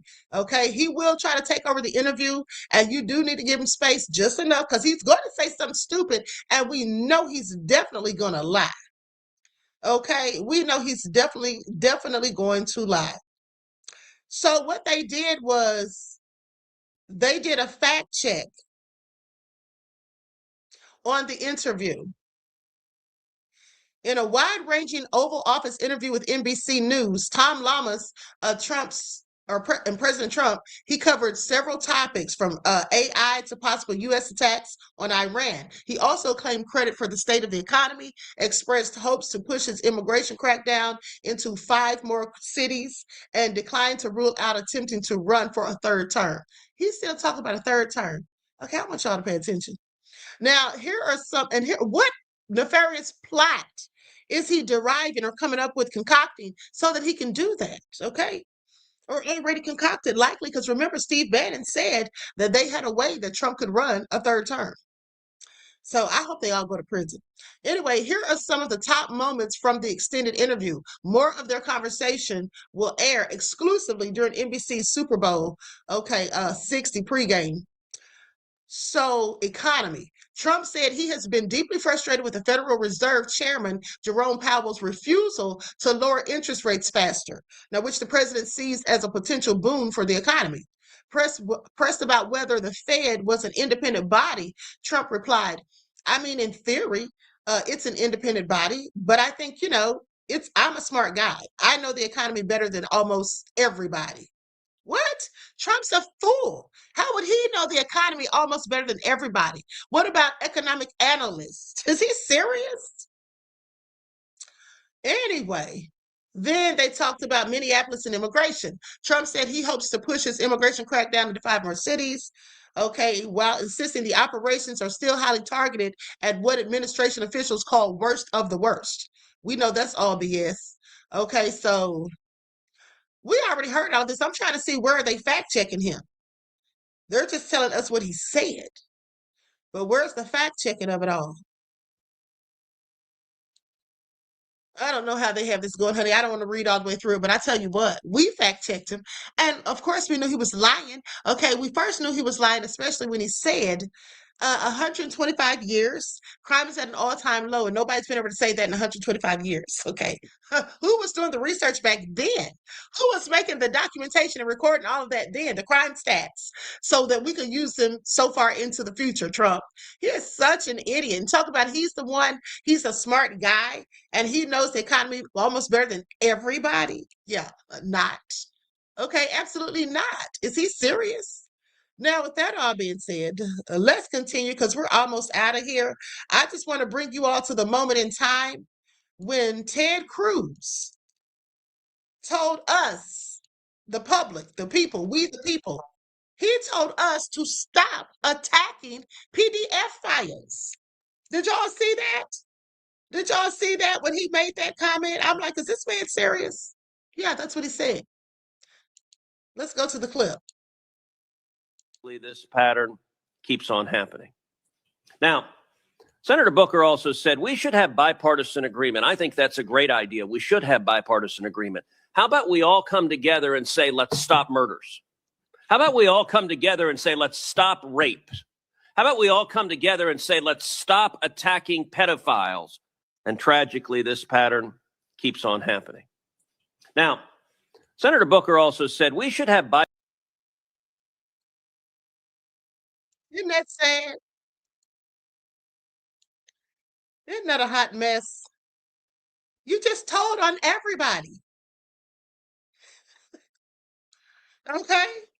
You just told on everybody for number one. So now we know that they actually are PDF files. And second, are you one of them? And third, why would we stop attacking them? You sound ridiculous.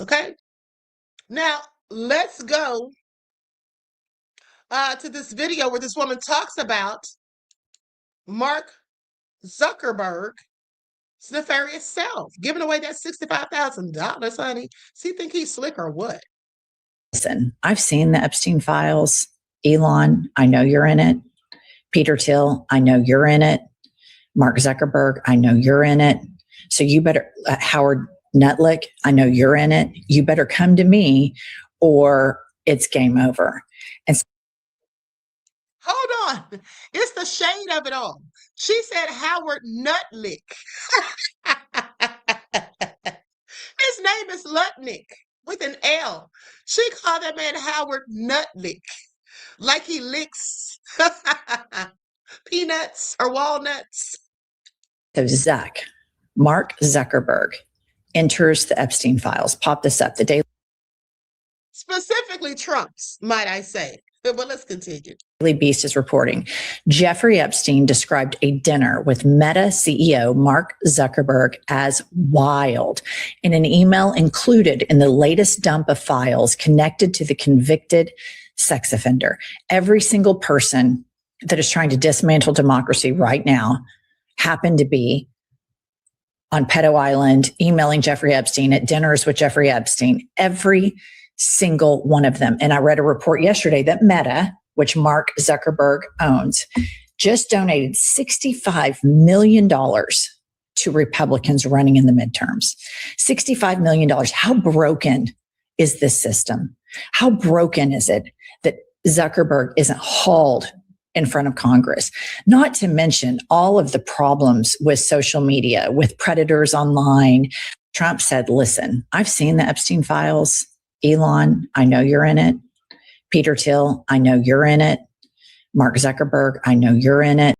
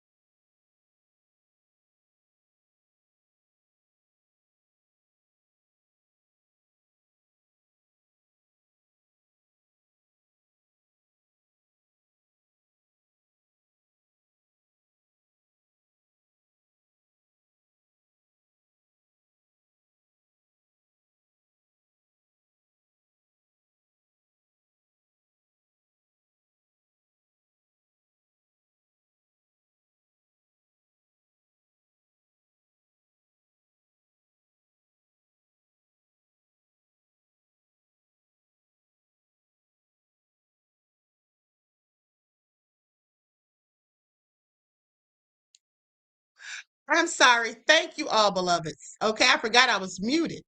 So what I was going to say is Mark Zuckerberg, I was looking for the receipt about him giving that $65 million, but I forgot I already had showed it to you all. Basically, he said he was giving away the $65 million for whichever, for one of the candidates, whether it was a Democrat or a Republican.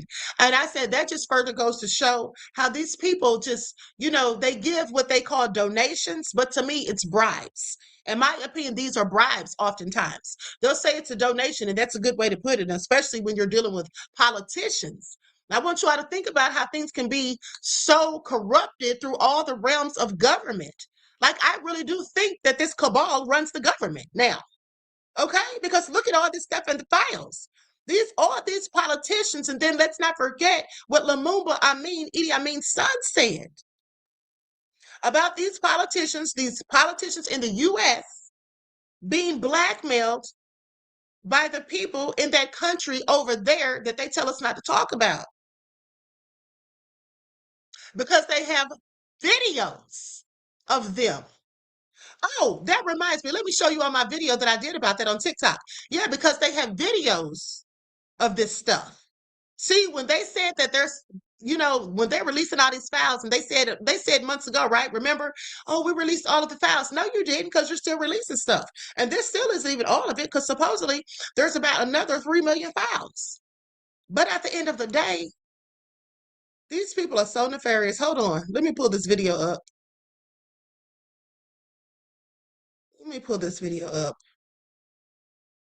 Because these people are so nefarious. Okay, because this is what I thought was so strange. Now, we have all of this evidence, all of these things that victims are saying or witnesses have testified to or whatever, but they still say they can't arrest anybody. Okay, nobody's going to jail, according to Todd Blanche.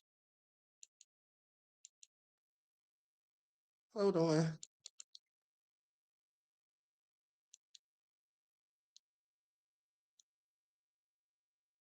Not a crime to party with Mr. Epstein. And so as horrible as it's not a crime to email with Mr. Hello, everyone. I'm Dr. Ahmadiyyah Shakur. So Todd Blanche says it's not illegal to party with Epstein or to send him emails. Well, of course it isn't. We all know that. That's common sense. But what is illegal are the things that were spoken about in those emails, okay? Talking about torture, talking about red rum, talking about people being taken to Sodom and Gomorrah, if you get what I'm saying. Okay, talking about people being brutalized, talking about people being threatened, talking about people, being buried in golf courses and whatnot. Okay, I find it all interesting. At the end of the day, he's acting as though there was nothing serious or nefarious in these emails. And if there was, well, they don't have any proof of it. But I thought the witnesses were proof. I thought their testimony was proof. Okay, I thought the information that they gave was proof. What are these people talking about? They'll do anything and everything to stop holding the people accountable who have done these nefarious acts. Please pay attention. What's really interesting is that there are other leaders in other countries actually talking about doing investigations into all of this after they've heard that some of their own politicians were likely involved because they were in the emails. I find that very interesting. Okay, the United States is not going to do anything about any of this. They don't care about all of these children who had these things happen to them. They don't care that these people are out here roaming around free after all of the nefarious, egregious things that we all saw and read in those emails. And that is just the tip of the iceberg, because the real information, beloveds, in case you missed it, is going to be in videotapes. You see, they do have video footage. Okay, they absolutely have video footage. You see, I remember this because I remember when the feds raided Epstein's residence. I remember watching as they carried out boxes and boxes of videotapes. Okay, where are those? Where is that footage? What's on there? Now, remember, they said that there were some things they didn't feel comfortable releasing to the public. Yeah, and I'll guarantee you it's the video footage, because they don't want us to see what actually happened. You see, when we read about it, they can just try to gaslight us and deflect and say, oh, we don't have any proof or evidence. They can try to portray the witnesses or the victims as being crazy, mentally incompetent, or whatever. But at the end of the day, if we saw those videotapes, we know exactly what kind of wicked, nefarious devils really lurk in the dark shadows of our own government. Please pay attention. Okay, no lies detected. Okay, I'm so serious. Like, this is all crazy. Yeah, they have video footage. I absolutely believe it. Okay, Carly, thank you, beloved. Says, thank you, Queen. Well, thank you, beloved. I appreciate you.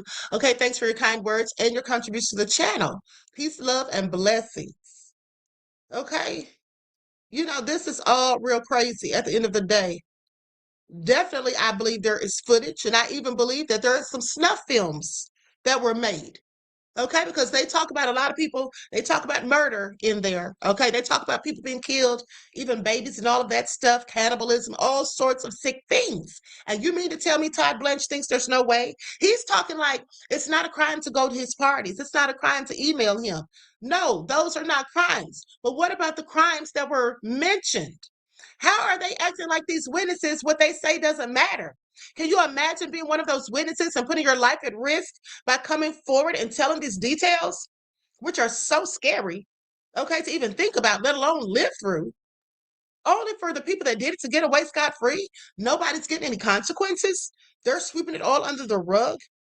And Trump wants us to just move on so quickly, because he said just the other day, he was like, yeah, I can't believe people are still talking about that. Yeah, why wouldn't we be? This is sick. And it's all throughout the realms of government, supposedly. Okay, that's what it's looking like and what it's given. And not just our own government. There's other world leaders now saying they're going to investigate their own politicians. Okay? All crazy. At the end of the day, more than one royal family has even been mentioned. So let's get this straight. Let's get this straight. So you have royal families, politicians, other wealthy elite billionaires, big tech industry people, and all of that. So that is like all of the elite, wealthy people, the upper echelon of all of us. That's who's doing all of these things. Now, what do y'all think about that? Okay, how crazy is it? How sick is that? But they want us to think everything's a conspiracy theory. And also, I don't know if you all know or not, but you all know that what's his name? Alex Jones went to Bohemian Grove one time. and recorded it. Now, I think it was back in the 80s, but also they actually did a news report about it. Okay, I think it was Tom Brokaw that reported it. Let's go to that clip and see what they have to say about Bohemian Grove.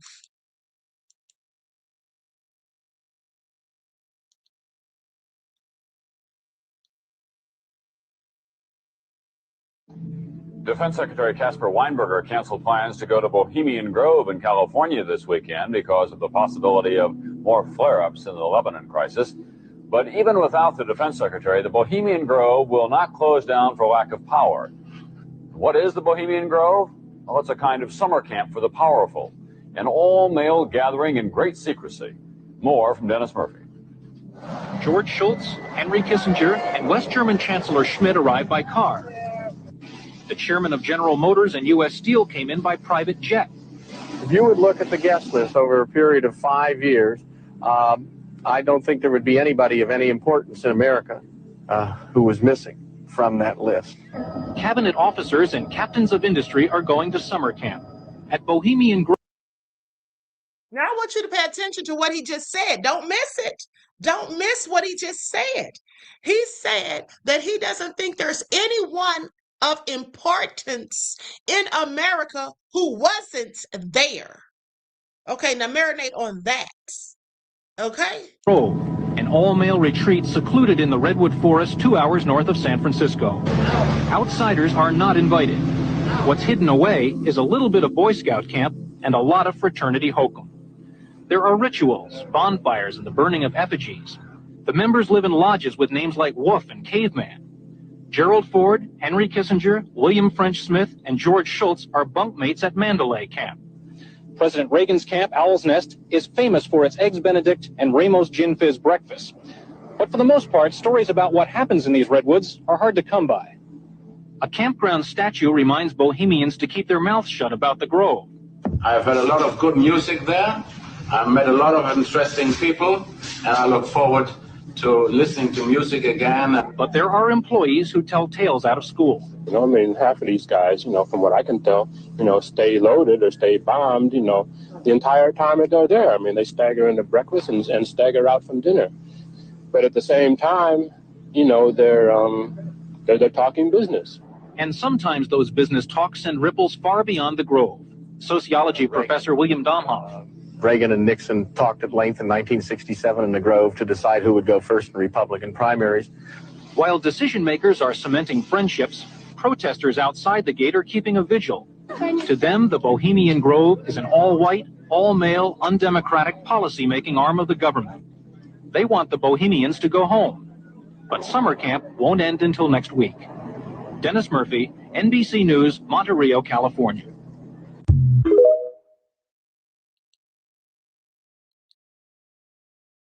Now, don't y'all find that interesting? Grown-ass men going to summer camp all together. Nefarious. How long are they staying there? What's really going on? I have so many questions, but hold on. Let's look at this footage that someone captured recently. So they say. I can't substantiate it, but nonetheless, this is what someone posted recently. It says new Bohemian Grove footage. Now, I'm putting an overlay over this, honey, so I don't get in any trouble. Bohemian Grove has just been released, and this is the highest quality footage that you will ever see. A full video will be released soon, but just watch this.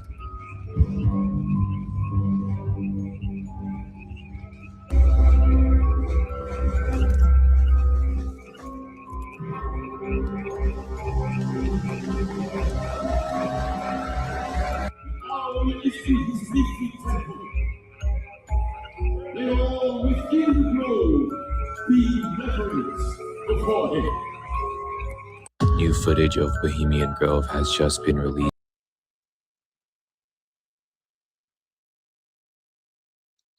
All nefarious. Okay, what did that look like?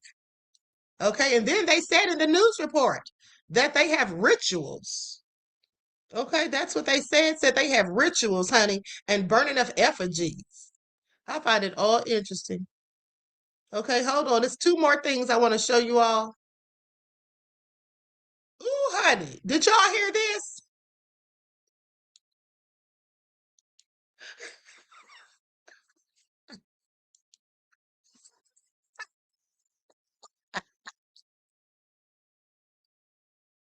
Oh my goodness. Y'all, I don't know how I forgot to tell y'all about this, but let me know if y'all heard it. What they said about Trump, honey. Let's get to it. This is all nefarious. Congestive heart failure, chronic kidney failure. The president has had antibiotic resistant gonorrhea due to the fact that he had unprotected situations with so many women, most likely underage children. What? What did he say? Now, where did he get this information from? This is all alleged. Is he Trump's doctor? He couldn't be. So how would he know this? A physical therapist with a doctorate in my field and 14 years experience working in home health care, treating geriatric patients with dementia, congestive heart failure, chronic kidney disease, and stuff like that. Just like this guy. Let's hear an interesting story about this antibiotic-resistant gonorrhea that Trump had from Dr. Stephen Hassan, one of the world's foremost cult experts. In the 2018 or so, I was at my temple after a bar mitzvah. I was on the Kiddush line getting food, and I overheard somebody say, and I went down to Mar-a-Lago and played golf with Donald Trump. So I turned around and I introduced myself and asked if the man minded if I listened. They said not at all. It turns out he is a medical doctor. I'm going to not say specifics because he asked me not to use his name or his specialty. A friend of his had an apartment in Trump Tower and invited him to go down to Mar-a-Lago on Trump's plane and play golf with Donald Trump. This doctor took his friend up on the invitation. How Donald Trump came over to him and asked him if he was a real medical doctor. And he said, "Doc, I can't pee or fuck. Do you know anyone who can help me with antibiotic-resistant gonorrhea?" The doctor said, "In fact, I do have a referral for you," and gave it to Donald Trump and told me how he got a thank you note later that was scribbled and it looked like it was in crayon. "Thanks, Doc, I can pee and fuck again." These men basically have unprotected sex with hundreds and hundreds of girls and women, and they don't care that they infect anybody with venereal disease. After treatment, after treatment, after treatment, they can develop resistance to traditional antibiotics. And it is pretty fucking weird that now the latest release of files indicates Bill Gates also contracted a venereal disease that he accidentally gave to his own wife and was asking the guy who ran that ring if somehow he could get some antibiotics that he himself could take and he could give to his wife without her knowledge. And the more information we get, the more I really feel like this guy is telling the truth 100%. Now, Dr. Hassan and I are actually going to be doing a live stream event together Friday, February 6th, 3:30 to 4:30 p.m. Eastern Standard Time. And it's going to be archived where it can be watched later. And one of the reasons I connected with Dr. Hassan is because of Trump and his obvious mental decline, but also because I escaped MAGA. And he knows a thing or two about what cults really are. I think he's got 1 to 3 months left in the land of the living with all these symptoms piling up before they impeach him or they invoke the 25th Amendment. Thank you. Honey, did y'all hear it? Ooh, ooh. So what do y'all have to say about it? Oh, I'm sorry. I should have taken it off. I had one more thing for y'all to see. But isn't that something? And Bill Gates, we know what they said about him. These people are a hot mess, okay? This is a hot mess. And let me tell you something. I believe every bit of it. That's why you hear about all of these people having herpes. Okay, that's why you hear about all these people having herpes in the entertainment industry. Okay, all of these people be doing all this nasty stuff. All right, allegedly. Allegedly. But hold on, it's one more video right after this one that I just showed you. And then we're out of here.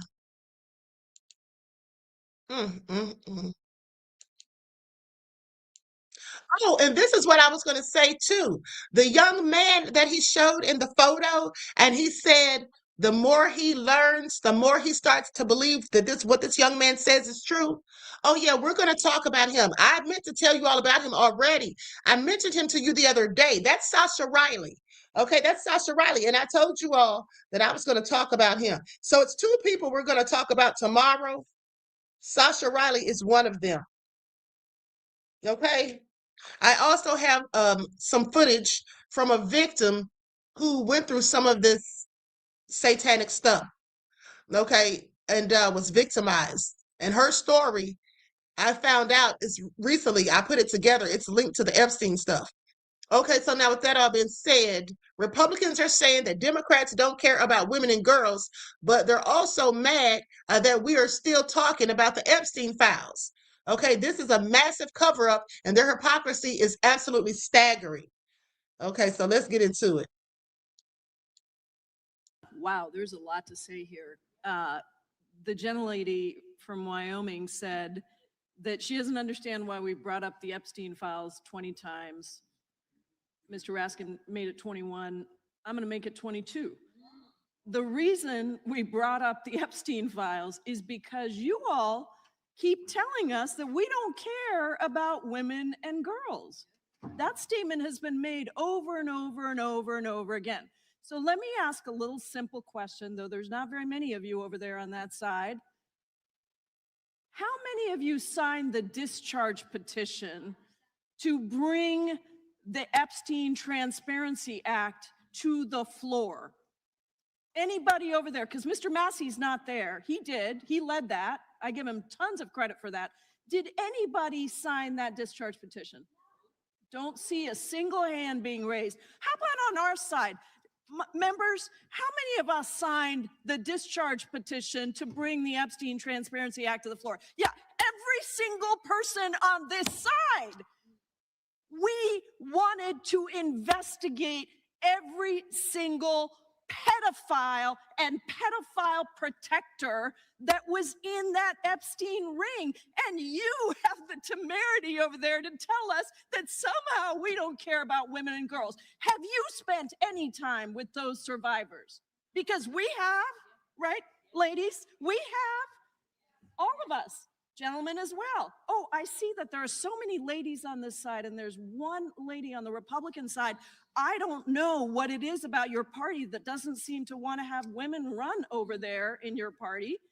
But let me tell you something. We spent a lot of time with these survivors, and the way they are being treated right now is stunningly disrespectful. Todd Blanche is out there saying there's nothing to investigate. Did you see that? He said there's nothing to investigate. I'm not even gonna try to run an investigation. So you all want to know why we keep bringing up Epstein? Because there is a massive cover-up of the Epstein files and everybody involved, and you have the temerity to suggest that we are the party that doesn't care about women and girls. Give me a freaking break. Okay, and give me one too while you're at it, because the nerve. All right, absolutely nefarious. Now, with that all being said, I'm going to conclude this broadcast. I want to thank you all for tuning in.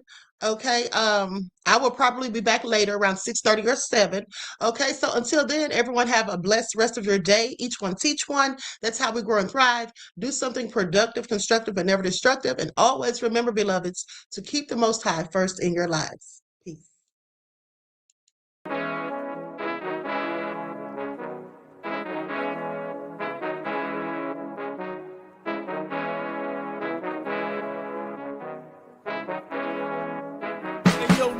Hit him with that flavor. All in my skin, God all in my blood.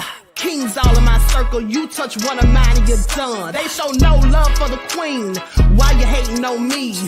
Is it cause I'm free and I got Malcolm X in my jeans? I got dreams like King Luther, shed blood like Kunsa. You ain't helping my people, I ain't got nothing to say to ya. I want all the smoke like hookah.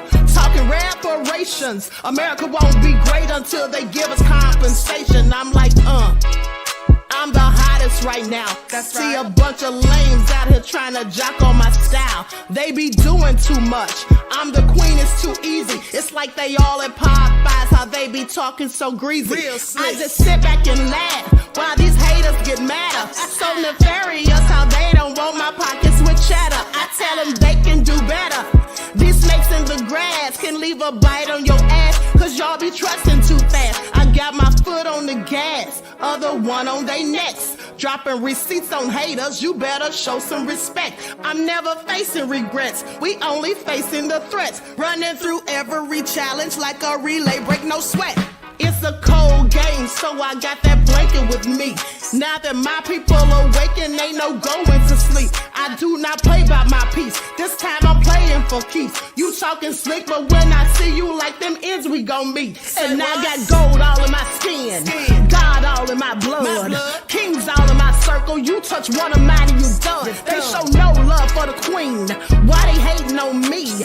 Is it cause I'm free and I got Malcolm X in my jeans and I got gold all in my skin, God all in my blood, kings all in my circle. You touch one of mine and you done. They show no love for the queen, why they hating on me?